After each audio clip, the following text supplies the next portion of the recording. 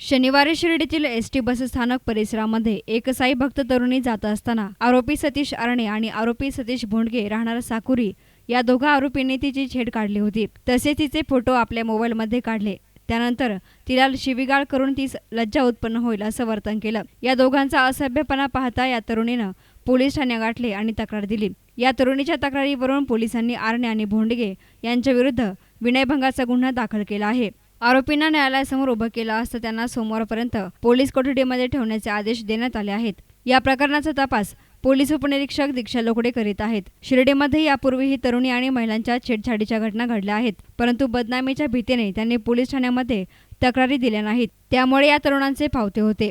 कालच्या घटनेनंतर मात्र रोड रोमिओ गायब झाले होते। याविषयी पोलीस निरीक्षक प्रताप इंगळे यांनी सविस्तर माहिती दिली। दिनांक 23/7/2016 रोजी एक 21 वर्षाची महिला शिर्डी येथे दर्शनासाठी आली होती।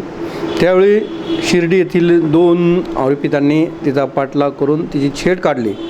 अशा प्रकारची तक्रार पोलीस स्टेशनला दिल्यानंतर आपण पोलीस स्टेशनला अपराध क्रमांक 157/2016 कलम 354, 354 ड 504, 506, 509 भादवीप्रमाणे गुन्हा दाखल करण्यात आलेला आहे। गुन्ह्यातील दोन्ही आरोपी अटक करण्यात आलेले असून त्यांचा आज पावतो PCR घेण्यात आला आणि गुन्ह्यातील जो मुद्देमाल होता, ज्यांनी मोबाईल व इतर साहित्य हे जप्त करण्यात आलेले आहेत आणि तपास लेडीज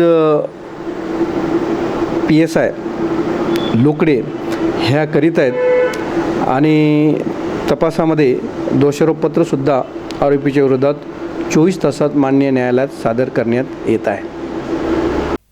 कॅमेरा पर्सन सुशील त्रिभुवनसह गणेश सोनवणे, S9 मीडिया, शिर्डी।